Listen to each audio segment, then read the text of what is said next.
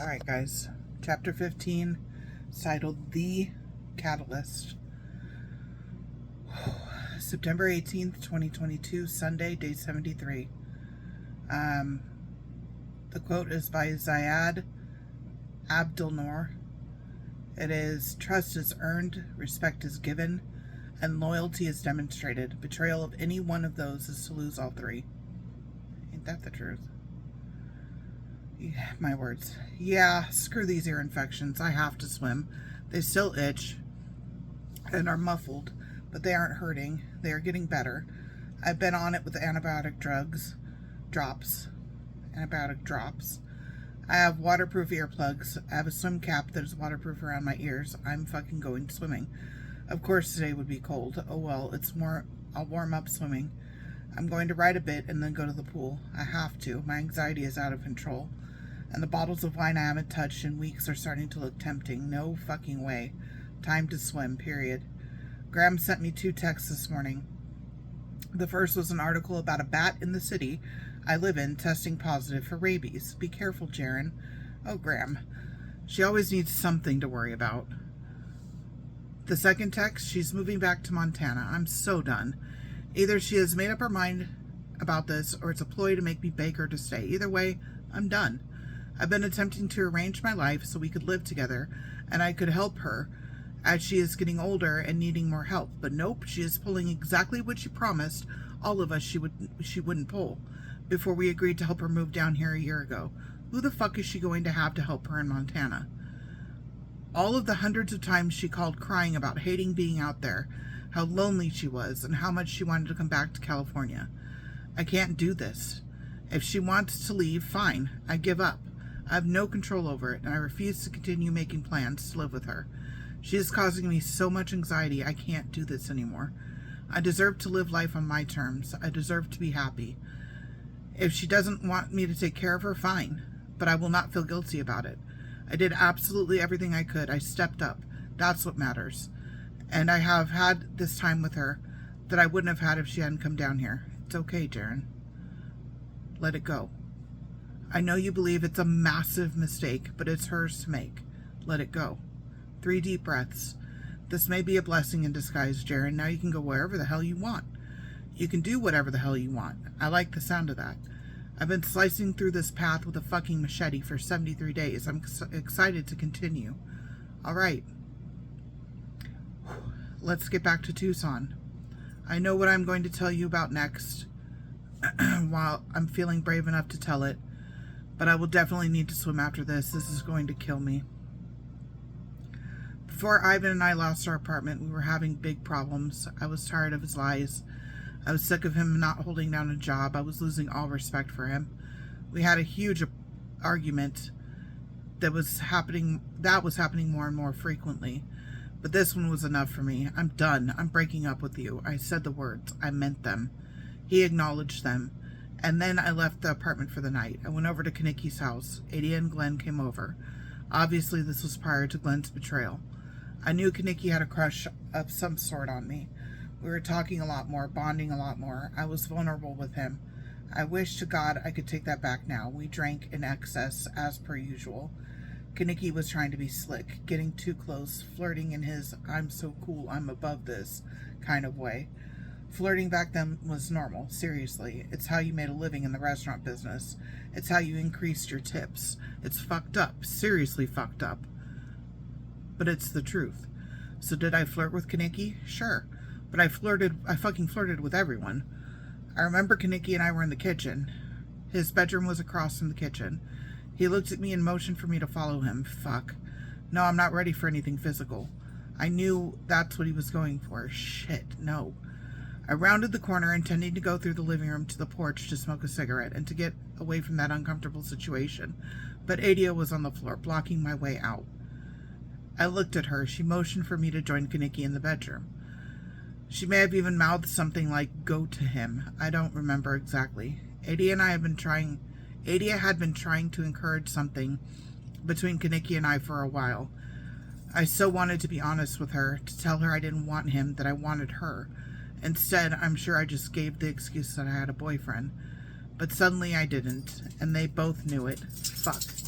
What they didn't know, what no one knew, because I was embarrassed at the time, I had only been with Ivan sexually. He was my first. I wasn't experienced like I believe everyone thought. This was a big fucking deal for me. But I fucking felt trapped. I felt pressured. Fuck it, Jaren, just go to him. Fuck it. I was hoping it would have been just a quick makeout session and then that would be it. Nope. It became very apparent very quickly what this was meant to be. I told him he needed to wear protection. He didn't have any. Good. Maybe I can still get out of this. Nope. He goes to see if Adia or Glenn have anything. I just wanted it over with. I felt disgusted with myself and with him. With Adia to a point. After it was over, I seriously hated myself. I still had feelings for Ivan. We had just broken up, for fuck's sake. What the fuck have I done? I remember going to the second bedroom afterward. Glenn and Adia on the bed, both looking at me with half grins. I just fucking wanted out of there. I left, got home. Ivan was waiting for me. He had cleaned the entire house. He hugged me and apologized. I broke down. I told him everything. It was horrible. I felt like a whore. I felt like I had betrayed him. I hadn't. We were broken up, but I still felt that way. And then he wanted to have sex. That was his reaction. He was crying. I gave in, and then I cried myself to sleep. What the fuck just happened? I had such a difficult time reconciling what I had done. I had slept with 2 men in one night, both of whom cared about me, both of whom I really didn't want to be with, and the woman that I really wanted to be with was right there the whole damn time, and I couldn't do anything to change it. I had already told Adia I had feelings for her at that point. She knew, but I don't think she really got it at that point. After the night where she told me I'll have to think about it, she told me later that she had thought about it and that nothing could happen. I was fucking devastated. I wish to God we both had been mature enough to talk this shit out together. She always made her decision in a vacuum, and whatever they were, I had to endure. I had no say in anything. She still does this.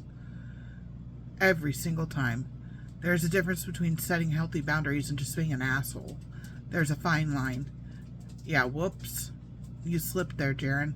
There's the anger again, because fuck my feelings, right, Adia? Still, over 20 years later, fuck my feelings. I'm going to get through this next part as quickly as humanly fucking possible. Then I'm going to swim. I will need to. Adia wanted details of my night with Kaniki. I answered as briefly as possibly. It was killing me to speak about it, especially with her, and now it seemed Kaniki wanted more with me. Fuck, fuck, fuck. What a fucking mess, Jaren. One night, weeks after the incident, Kaniki and I were sitting together in his backyard. Glenn and Adia were there as well, but they were doing their own thing out of earshot. Kaniki made some type of advance. I don't remember if it was verbal or physical. I just remembered it being uncomfortable. You need to tell him the truth, Jaren. He's been a good friend to you. So difficult to write that sentence now.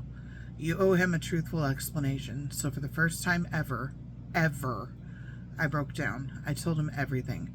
I am hopelessly in love with Adia. I love absolutely everything about her. Every time I see her, my heart quickens. It aches. It does fucking jumping jacks. I can't fucking help it. I love her so much it hurts. I would do absolutely anything for her.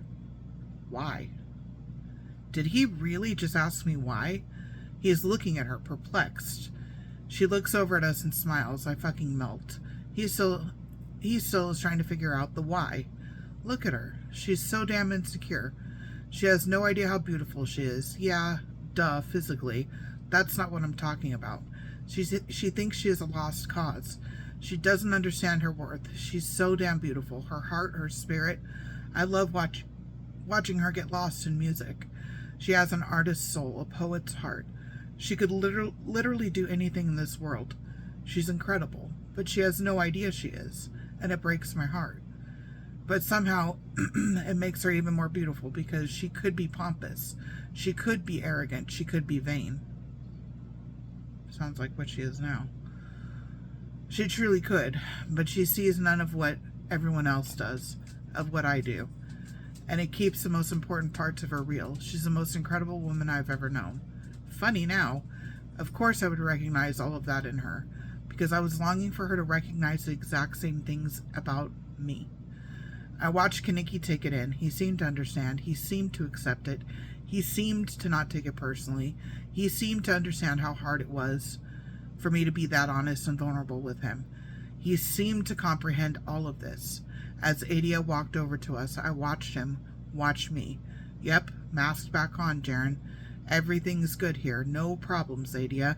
Yeah, we were just discussing the weather. No big deal. Kaneki was now privy to my secret world. The eternal actress. Everything is good. No earth-shattering secrets to be found here. I was proud of myself for breaking off that mask, even if it was only briefly with Kaneki. Shit, I would have been proud of myself for doing that with anyone, but I was especially proud I could tell Kaneki. It was important to me that I didn't hurt him more than needed. I just wanted to be honest and to preserve our friendship. Dream on, Jaren. Here we fucking go. Biggest betrayal, biggest trauma. Since all the shit with the maternal figure, since Angela, since Soma, this was the one that caused me to begin writing 73 days ago. This is the catalyst for a breakthrough, a breakdown, and now back to a breakthrough in therapy. This is going to greatly fucking upset me.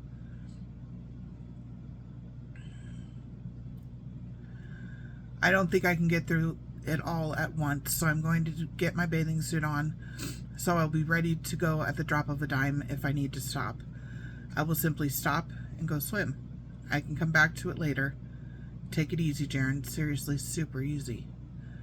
A short time after I was with Kaneki, I get a phone call in the morning. Adia's asking about plans I have. Wait, this is Kaneki's number. Where is he? She says he's not home. Why are you over there right now? Dead silence. I wait. Don't you fucking say it. Yep, she slept with him. And apparently it's not the first or last time. I didn't know it was possible, but I legitimately felt like I did when Angela died. I think I was in shock. I was so beyond fucking betrayed by both of them. And now Kaneki knows my deepest secrets. Does she know as well? What the fuck did he do? Someone please just fucking kill me now. I meant it. I was immediately suicidal. I just wanted to say what I needed to say, get off the phone, and figure out how I was going to end it. What the fuck, Adia? She said that after I told her small details of Kaneki and I being together, she was curious. Fuck you, Adia. Fuck you, fuck you. And apparently Kaneki suddenly had feelings for her, motherfucker. Wonder where the fuck his feelings came from. Don't worry, reader. We'll get there. The son of a bitch admitted to me that he used my feelings to get to her. I hate that man with a passion. Great, Adia. That's just fucking great. You two deserve each other more than you fucking know. I never would do anything like this to you. Never. I would do anything to keep you from pain like this. Was it worth it? Tell me, was it fucking worth it? Because you've lost me for good. And tell Kaneki I hope he fucking burns in hell. I hung up. I don't remember that day at all. I remember that night, though. I drove to the lake on the west side of I-10. I completely broke down. Completely. Exactly like I did 74 days ago. I wanted to die. I could just drive into the lake. It's probably 2 feet deep with your luck, Jaren. You could just swim out, Jaren. But could you allow yourself to submerge and let go? Probably not. I just wanted it all to end. I was done with all the pain, and now I'm going to have to go through all of this alone, again. It took everything to drive away from that lake, but circumstances had changed. Suicide cannot be an option anymore. It's been confirmed. You aren't living for you anymore. You are pregnant. You are going to be a mom. 80 laps, and I'm back. I could have done more, but Graham called, and we talked. She didn't remember sending me a text this morning about moving back to Montana. We had a long talk about her needing to make up her mind as to what she truly wants, because I need to know for myself. She didn't realize the anxiety and stress she was causing when she constantly is saying she's going to leave. It's breaking my heart. I just want her to be happy. I'm going to run a couple of errands. I shall return and write some more. Damn, I've written a lot today already. Productive day. Okay, that's it. Whew. 3 chapters, 1 night.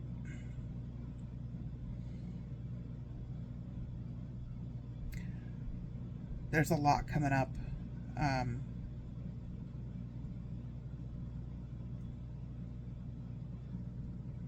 with Adia. What they did,